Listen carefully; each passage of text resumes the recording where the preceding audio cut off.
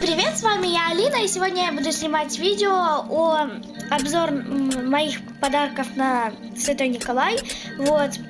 И с первого, что я хочу, наверное, начать, это с вот такой вот коробочки, в которой были конфеты. Вот, она такая классная. Необычной формы такой.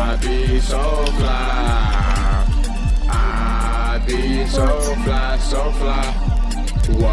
Такая вот мартышка. А здесь на вертолетике Дед Мороз и мартышка тоже. Вот. Потом вот такой вот кролик. Мне он очень нравится. Такой пушистый, классный. Сначала я думала, что это собака, но оказалось, что это кролик. Потому что вот он держал такой вот из бумаги картошку. И тут было написано, вот кролик.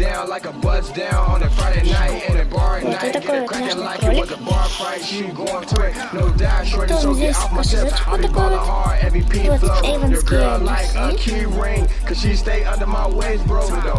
Они такие типа клубники запах. Ну, вкусный запах, как сказать.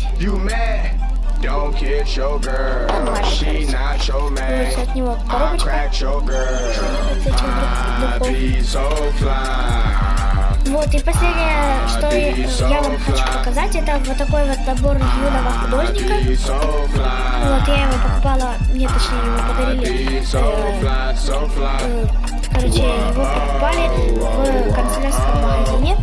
В нем входят вот такие вот 6 красок. Гуашь. Потом еще плюс 2 таких блестящих краски. Ну, если они даже маленькие, то мне они хватили, чтобы разрисовать. Вот такая вот кисточка прикольная, классная. Вот. Номер 3. Сейчас. Да, номер 3. Так, и с этой кисточкой еще входила такая вот штучка, инструкция,